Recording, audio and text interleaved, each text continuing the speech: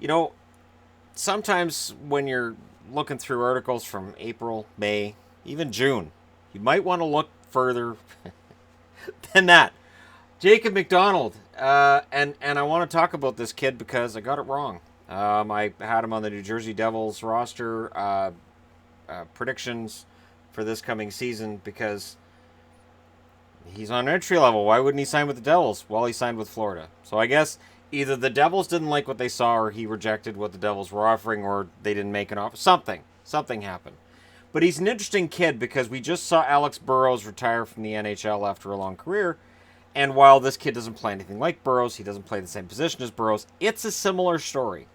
Born February 26, 1993 in Portland, Oregon, Jacob McDonald is 6 foot tall, 208 pounds, so he has the size he can play in the NHL. He ended up going to Cornell University, and over 4 seasons at Cornell University, he played 108 games, and he had 21 points. Undrafted, unsigned. Almost no interest. So 2014-15, he signs with the Elmira Jackals of the East Coast League. Plays 8 games, 1 goal, 2 assists, 3 points. Now, for people who may wonder why I'd make the comparison to Burrows, it's because Burrows did much the same thing. He gets out of juniors, and he ends up signing in the East Coast League. So he's just playing for the love of the game. He's not playing for money. 2015-16, the Elmira Jackals, he plays 72 games, 17 goals and 20 assists, and remember, he's a defenseman. So 37 points. Clearly a late bloomer. Plays 1 game that year with the Springfield Falcons. No points in that one. No big deal. 2016-17, he plays for the Toledo Walleye. 30 games, 7 goals, 19 assists, 26 points. The Albany Devils end up bringing him in. He does not sign a contract with the New Jersey Devils. I looked through everything I could find. I don't see that he ever actually signed a contract with the New Jersey Devils. Might be what threw me. But, and other things. And he gets thrown so easy. It's true. Albany scores 8 goals, 16 assists, 24 points in 34 games. Now, as a general manager, seeing that, I would at least add him to my 50 contracts. I'd say, you know what, a defenseman who can score almost a point a game, he's 24 years of age. Let's go ahead and get him under contract and see what he can do. But he didn't end up getting signed.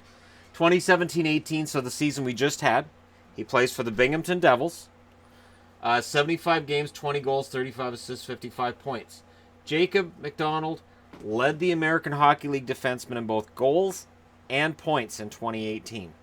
This is out of nowhere, and again, it has that Burrows-type feel to it of a late bloomer, comes out of nowhere. He has signed a 2-year deal with Florida, which has got to feel like he won the lottery. $750K if he stays in Florida, $200K if he plays in the minors. Now, the odds of him cracking the roster for the Florida Panthers are long, and they would have been if he'd signed in Jersey as well. But he's waiver exempt, which means he likely gets sent down to start the year. If he can produce at this rate for Florida's American Hockey League affiliate, the same as he did for New Jersey's this past season, he won't be in the minors for long. The NHL is a league now of fast defensemen, offensive defensemen, and guys who can generate plays with the puck. Scoring 20 goals from the blue line at the American League level is impressive.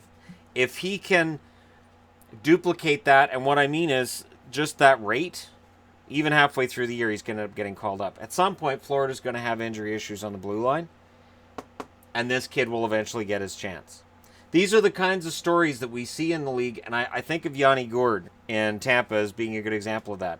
That nobody's talking about him, and then all of a sudden, and including me, I didn't understand why Tampa was so high on him going into the expansion draft. I thought, yeah, they can just lose Gourde. That's no big deal.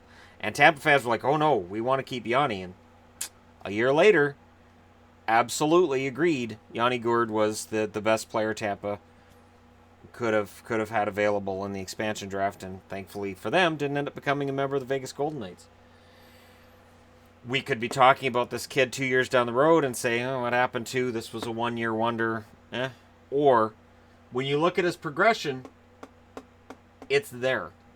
East Coast League, he comes in, plays really well, puts up tremendous amount of points, ends up in Albany, and puts up nothing but points. And when you've got a defenseman that puts up nothing but points, the only detraction I could see with this kid is his minus 28 with Binghamton last year. But you know what? Binghamton wasn't a very good team last year either. So the fact that the Binghamton Devils weren't a very good team, I'll give him a pass on the minus 28. But there you go. a member of the Florida Panthers organization, Jacob McDonald, and it's easier than just reshooting an entire video based on one prospect that I had in the wrong organization for my season previews, and that stings. It stings. It does. But hey, he gets his own video. So let me know what you guys think in the comment section below. If you watched him in Binghamton, let me know in the comment section below. Is he NHL level? Do you think he's NHL level? If you watched him in Albany, or if you're a fan of Elmira or Toledo, how do you feel about seeing your team's name up there? He played well, and now he's in the NHL, or at least he's getting paid in the American Hockey League. $200,000 a year. So if he plays 2 years for their AHL franchise and doesn't play a game, he gets $400,000. That's a good living for a guy who wasn't drafted and wasn't thought of as a top prospect coming out of university, and now has built himself up to an NHL deal. So there you go. Jacob McDonald, let me know your thoughts. Hit like and subscribe if you're browsing your way through. You just happened upon this video. I'll talk to you again soon.